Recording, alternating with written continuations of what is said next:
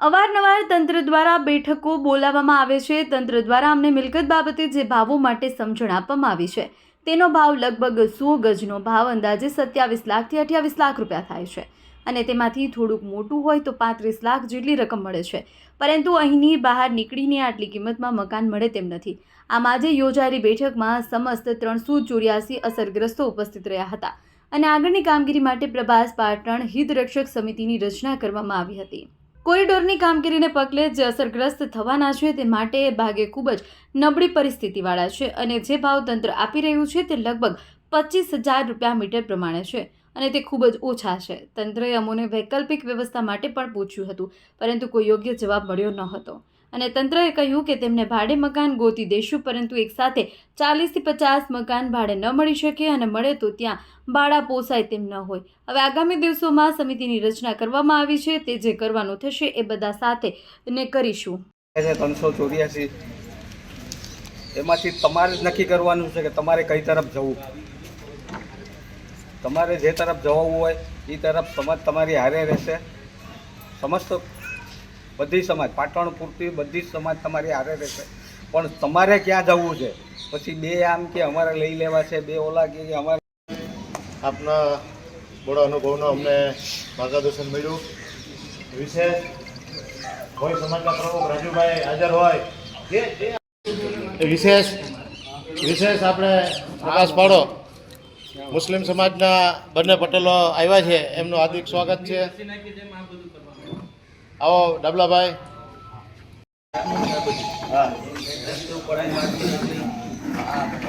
હવે રાજુભાઈ આપનો પાટણમાંથી પહેલો રાઉન્ડ હોળીવાળાને બોલાવવામાં આવ્યો હતો, કોઈ સંમત નથી કલેક્ટર સાથે, એટલે ગામની સાથે બધા સંમત છે। જે કંઈ થશે ગામનું એની સાથે ભોઈ સમાજ જોડે છે। અનુભવ કરાયો આપને। હવે જે એમને ઓફરો આપવામાં આવી છતાંય એમને અમારી રૂબરૂમાં એ લોકોના 70 મકાનો છે અને 2 જમાતખાના છે। વિશેષ પ્રજાપતિ સમાજના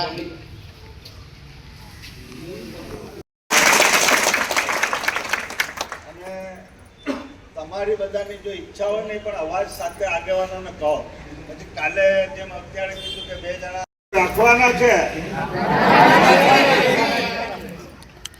મકાનો રાખવાના છે, તો પછી પૈસાની હવે વાત જ તૈયાર છે, કોઈ પાછા હટતા નથી, નાખશે પણ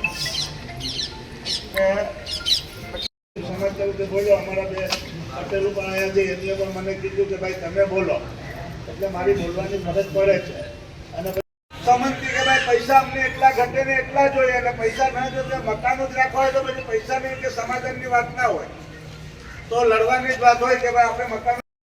1:30 વાગે ફોન આવ્યો, સમાજના લોકો બધી ભેગા થયા, તો આજ એ લોકોને ધન્યવાદ આપો। એને એમ કીધું કે નહીં, કદાચ ગમે એટલા પૈસા આપે તો અમે ગામ ભેગા રહેશું ને તમે ખાતરી આપો કે અમને તમે ભેગા રાખશો। એટલે અમે લોકો એ રાતે હું હેમલભાઈ ને ઘણા આગેવાનો હતા અમારી સાથે, અમે એ લોકોને કીધું કે નહીં ભાઈ અમે તમને રેડા નથી મૂકતા, અમે તમારી સાથે જ છે, જ્યાં પણ કંઈ થશે એની અમે તમારી આગળ આવીશું। એ થયો। કાલે અમે કહીને આવ્યા કે સાહેબ અમે વિચાર કરીને કહીશું।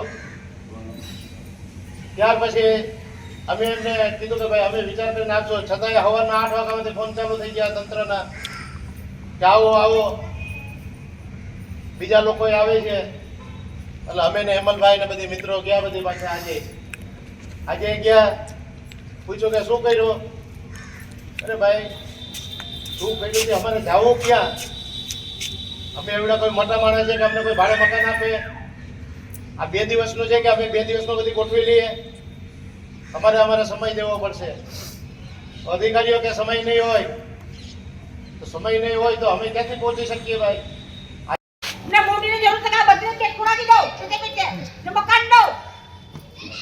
મિત્રો આજે આપણી લીગલ એડવાઇઝરીની સલાહથી એક સંમતિ પત્રકનું એક માટે લડવા નથી નીકળો કે આમાંથી એકોય સભ્ય કોઈ એક માટે લડવા નથી નીકળ્યા। આ સંમતિ પત્રક છે એ સંમતિ પત્રક પણ તમને વાંચીને સંભળાવીશ. મારું નામ વિમલ ચુડાસમા છે. સોમનાથના ધારાસભ્ય તરીકે સેવા આપું છું. ત્યારે લગભગ અંદાજિત 7 દિવસથી આ પાટણ મુકામે જે પ્રક્રિયા ચાલી રહી છે એ કોરિડોર મંજૂર થયું છે સોમનાથ દાદાના સાનિધ્યમાં, અને ત્યાં લોકો અંદાજિત 384 લોકો છે જેના મકાન દસ્તાવેજવાળા છે, હોટલો છે, અને ત્યાં વર્ષોથી એ લોકો રહે છે. એને કોરિડોર માટે થઈ ને તંત્ર દ્વારા કહેવામાં આવ્યું કે આ જે મકાનો છે એ મકાનો જે છે એ મકાનોને તમને કિંમત દેવામાં આવશે છંત્રીના ભાવ પ્રમાણે. એ પ્રમાણે એ લોકોની 10 દિવસથી ચર્ચા હાલતી હતી. એમાં જે ચર્ચા હાલતી હતી ત્યારે લોકો દ્વારા આવેદનપત્ર દેવામાં આવ્યું. હું બહાર હતો, મને ખ્યાલ પડ્યો કે આવેદનપત્ર દેવામાં આવ્યું અને લોકો, મારા વિસ્તારના લોકોને આ પરિસ્થિતિ છે ને આ તકલીફ છે. ત્યારે હું એક ધારાસભ્ય તરીકે કાલે લોકોને મળ્યો, તમામ લોકોને મળ્યો. 5 પ્રકારના લોકો છે. એક હોટલવાળા છે, એમ અલગ અલગ સમાજના બીજા 4 સમાજના લોકો છે, એમને મળ્યો, એમની વાત સાંભળી અને મેં કલેક્ટર સાથે વાત કરી અને એમને કીધું આજે સવારે હું 10:30 વાગે એમની પાસે મળ્યો. એમની જે માગણીઓ છે એ માગણી એમની સમક્ષ મૂકી અને જે માગણીઓ લોકો દ્વારા મને કહેવામાં આવી છે એ મૂકવામાં આવી ત્યારે કલેક્ટર દ્વારા મને પોઝિટિવ જવાબ દેવામાં આવ્યો અને એ આધાર ઉપર જે મારે એમની સાથે વાત થઈ છે એ લોકોની વચ્ચે વાત કરવા માટે આવ્યો છે. છતાંય લોકોએ જે નક્કી કરે, અહીંના વિસ્તારના લોકો નક્કી કરે, કારણ કે પ્રોપર્ટી એમની છે, જગ્યા એમની છે, એમનો હક અને અધિકાર છે અને વર્ષોથી એ લોકો રહી છે અને એ લોકો જે નક્કી કરે એ મારે હંમેશા જિમ્મેદારી મારી પ્રજા તરફ રહેશે. અને એક ધારાસભ્ય તરીકે જે મારા વિસ્તારના લોકો, પાટણના લોકો નક્કી કરશે ત્યારે વિમલ હંમેશા એમની હારે રહેશે. અને એમાં પણ છતાં પણ ક્યાંય પણ વાતમાં પણ તેમને કીધું, કલેક્ટરે પણ કીધું કે ક્યાંય પણ વાત કરવાની હોય એમાં જરૂર પડે તો મધ્યસ્થી કે જે કંઈ ખૂટતું હોય એ પણ મારી કહેવાની તૈયારી છે. અને જે પણ હોય મેં એમને એ પણ કીધું કે જે પણ થાય એ શાંતિ અને લોકો સાથે ચર્ચા કરીને એકબીજાને વિશ્વાસમાં લઈને થાય. કે કોઈ થોડાક દિવસો પહેલા કોઈ દાદાગીરી જે પ્રાંત અધિકારી દ્વારા કંઈ બોલવામાં આવ્યું હતું કે કોઈ તંત્ર દ્વારા બોલવામાં આવ્યું હતું એ વ્યાજબી નથી અને આ રીતે એકબીજાથી ચર્ચાથી ન થતું હોય છે. એટલે એ પણ કીધું કે ના હવેથી જે કંઈ થશે એકબીજાથી ચર્ચાથી થશે અને એકબીજાના ચર્ચાથી જ્યારે એનું સોલ્યુશન નિવારણ કરવામાં આવે એના માટે પ્રયત્ન છે. અને મારા લોકો જે રીતે કહેશે એ રીતે મારા લોકો સાથે હું હંમેશા ઊભાનો છું.